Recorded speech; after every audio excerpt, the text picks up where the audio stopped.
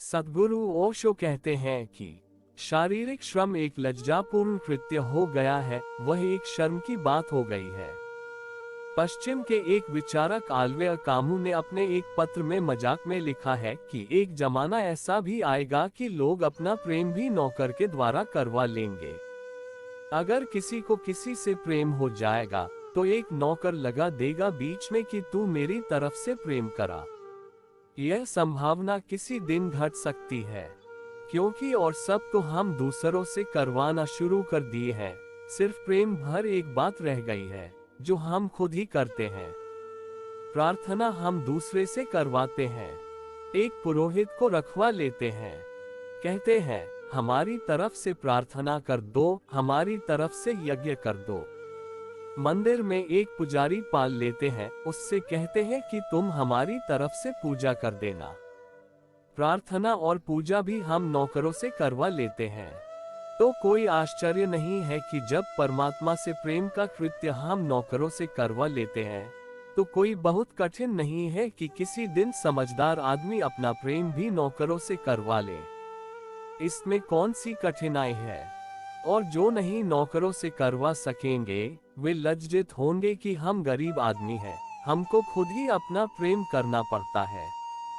ठीक भी है, यह संभव हो सकता है, क्योंकि जीवन में और बहुत कुछ महत्वपूर्ण है जो हमने नौकरों से करवाना शुरू कर दिया है और हमें इस बात का पता ही नहीं है कि उसको खोकर हमने क्या खो दिया है। सारे जीवन की जो भी शक्ति है वह सब खो गई है, क्योंकि मनुष्य का शरीर, मनुष्य के प्राण किसी विशिष्ट श्रम के लिए निर्मित है और उस सारे श्रम से उसे खाली छोड़ दिया गया है। सम्यक श्रम भी मनुष्य की चेतना और ऊर्जा को जगाने के लिए अनिवार्य हिस्सा है। अब्राहम लिंकन एक दिन सुबह सुबह अपने घर बैठा अपने जूतों पर पॉलिश करता था। उसका एक मित्र आया और उस मित्र ने कहा, लिंकन, यह क्या करते हो? तुम खुद ही अपने जूतों पर पॉलिश करते हो। लिंकन ने कहा, तुमने मुझे हैरानी में डाल दिया। तुम क्या दूसरों के जूतों पर पॉलिश करते हो? मैं अपने ही जूतों पर पॉलिश कर रहा हूँ। तुम क्या दूसरों के जूतों पर पॉलिश करते हो? उसने कहा कि नहीं नहीं, मैं तो दूसरों से करवाता हूँ। लिंकन ने कहा, दूसरों के जूतों पर पॉलिश करने से भी बुरी बात यह है कि तुम किसी आदमी से जूते पर पॉलिश करवाओ। इसका मतलब क्या है? इसका मतलब यह है कि जीवन से सीधे संबंध हम खो रहे हैं। जीवन के साथ हमारे सीधे संबंध श्रम के संबंध हैं। प्रकृति के साथ हमारे सीधे संबंध हमारे श्रम के संबंध हैं। कन्फ्यूशियस के जमाने में कोई 3000 वर्ष पहले कन्फ्यूशियस एक गांव में घूमने गया था। उसने एक बगीचे में एक माली को देखा। एक बूढ़ा माली कुएं से पानी खींच रहा है। बूढ़े माली का कुएं से पानी खींचना बड़ा कष्टपूर्ण है। वह बुढ़ा लगा हुआ है पानी को। जहां बैल लगाए जाते हैं वहां बुढ़ा लगा हुआ है और उसका जवान लड़का लगा हुआ है। वे दोनों पानी खींच रहे हैं। वह बूढ़ा बहुत बूढ़ा है। कन्फ्यूशियस को ख्याल हुआ कि क्या इस बूढ़े को अब तक पता नहीं है कि बैलों या घोड़ों से पानी खींचा जाने लगा है। यह खुद ही लगा हुआ खींच रहा है। यह कहाँ के पुराने ढंग को अख्तियार किए हुए है। तो वह बूढ़े आदमी के पास कन्फ्यूशियस गया और उससे बोला कि मेरे मित्र, क्या तुम्हें पता नहीं है, नई इजाद हो गई है।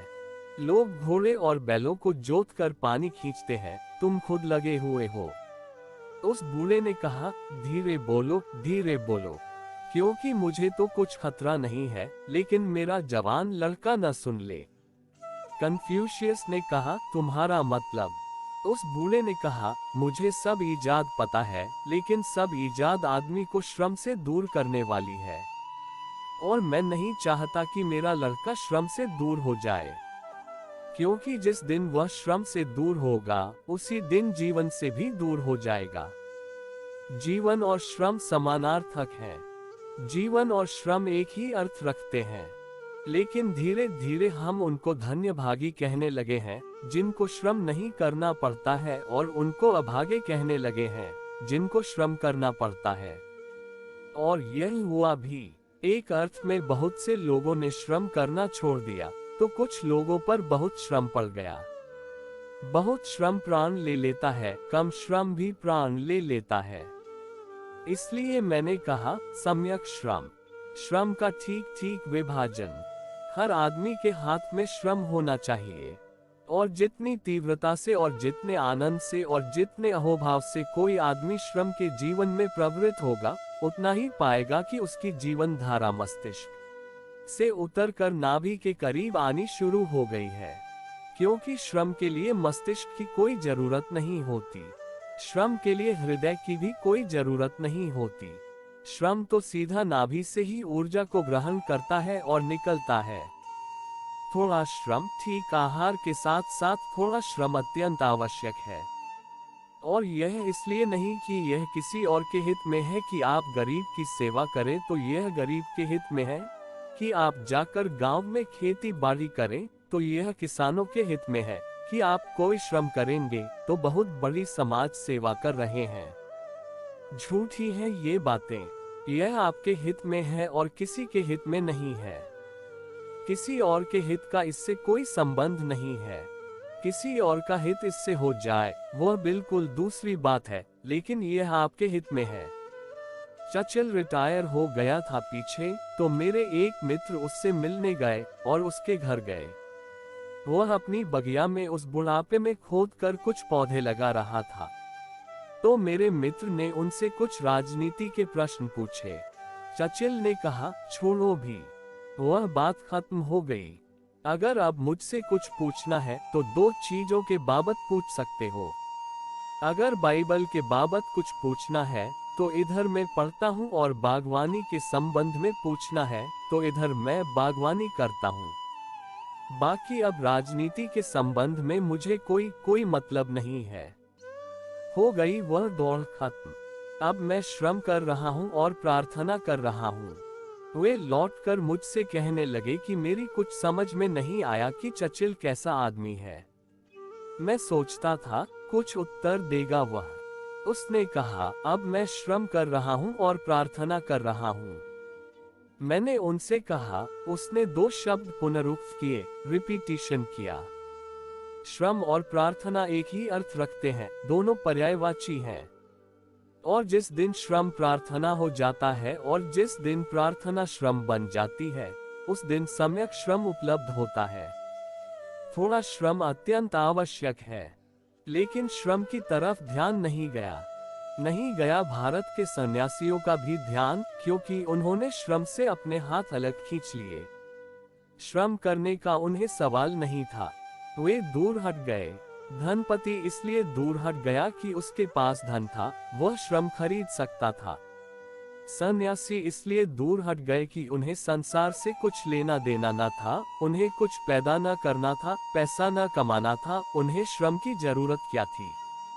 परिणाम यह हुआ कि समाज के दो आदरणीय वर्ग श्रम से दूर हट गए। तो श्रम जिनके हाथ में रह गया, वे धीरे धीरे अनादरणीय हो गए। श्रम का साधक की दृष्टि से कह रहा हूं मैं, अत्यंत बहुमूल्य अर्थ और उपादेयता है। इसलिए नहीं कि उससे आप कुछ पैदा कर लेंगे, बल्कि इसलिए कि जितना आप श्रम में प्रवृत्त होंगे, आपकी चेतना धारा केंद्रीय होने लगेगी, मस्तिष्क से नीचे उतरनी शुरू होगी। उत्पादक ही हो श्रम, यह भी जरूरी नहीं है। अनुत्पादक भी हो सकता है, व्यायाम भी हो सकता है, लेकिन कुछ श्रम शरीर की पूरी स्फूर्ति और प्राणों की पूरी सजगता के लिए और चित्त की पूरी जागृति के लिए अत्यंत आवश्यक है। यह दूसरा हिस्सा है, लेकिन इस हिस्से में भी भूल हो सकती है। जैसी भोजन के हिस्से में भूल होती है, या तो कोई कम भोजन करता है या कोई ज्यादा भोजन कर लेता है, वैसी भूल यहाँ भी हो सकती है। या तो कोई श्रम नहीं करता है या फिर ज्यादा श्रम कर सकता है। पहलवान ज्यादा श्रम कर लेते हैं, वह रुग्ण अवस्था है। पहलवान कोई स्वस्थ आदमी नहीं है। पहलवान शरीर पर अति भार डाल रहा है और शरीर के साथ बलात्कार कर रहा है। तो शरीर के साथ बलात्कार किया जाए तो शरीर के कुछ अंग, कुछ मसल्स अधिक विकसित हो सकते हैं, लेकिन कोई पहलवान ज्यादा नहीं जीता और कोई पहलवान स्वस्थ नहीं मरता। यह आपको पता है। चाहे गामा हो, चाहे सैंडो हो, चाहे दुनिया के कोई बड़े से बड़े शरीर के पहलवान हो, वे सभी अस्वस्थ मरते हैं, जल्दी मरते हैं और खतरनाक बीमारियों से मरते हैं। शरीर के साथ बलात्कार मसल्स को फुला सकता है, शरीर को दर्शनीय बना सकता है, एग्जीबिशन के योग्य बना सकता है, लेकिन एग्जीबिशन, प्रदर्शन और जिंदगी में बड़ा फर्क है। जीने में और स्वस्थ होने में और प्रदर्शन योग्य होने में बड़ा फर्क है। तो न तो कम और न ज्यादा, हर व्यक्ति को खोज लेना चाहिए अपने योग्य, अपने शरीर के योग्य कि वह कितना श्रम करे कि ज्यादा स्वस्थ और ताजा जी सके। जितनी ताजगी होगी, जितनी भीतर स्वस्थ हवा होगी, जितनी श्वास श्वास आनंद पूर्ण होगी, उतना ही जीवन आंतरिक होने में सक्षम होता है। सिमोन वेल ने, एक फ्रेंच विचारिका ने, एक बड़ी अद्भुत बात अपनी आत्मकथा में लिखी है। उसने लिखा है कि मैं 30 वर्ष की उम्र तक हमेशा बीमार थी। मेरे सिर में दर्द था, अस्वस्थ थी। लेकिन यह तो मुझे 40 साल की उम्र में पता चला कि मैं 30 साल तक साथ साथ नास्तिक भी थी। और जब मैं स्वस्थ हुई तो मुझे पता नहीं कि मैं कब आस्तिक हो गई। और यह तो बाद में सोचने पर मुझे दिखाई पड़ा कि मेरे बीमार और रुग्ण होने का संबंध भी मेरी नास्तिकता से था।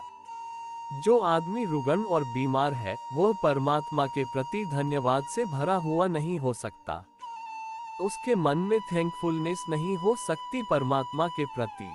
उसके मन में क्रोध ही होता है, और जिसके प्रति क्रोध हो, उसको स्वीकार करना असंभव है। और जिसके प्रति क्रोध हो, वह तो ना हो, यही भावना होती है कि वह न हो। तो अगर जीवन ठीक श्रम और ठीक व्यायाम पर एक विशिष्ट स्वास्थ्य के संतुलन को नहीं पाता है, तो आपके चित्त में जीवन के मूल्यों के प्रति एक निषेध का भाव, एक नेगेटिव वैल्यू, एक विरोध का भाव, एक विद्रोह का भाव होना स्वाभाविक है। सम्यक श्रम परम आस्तिकता की सीढ़ियों में एक अनिवार्य सीढ़ी है।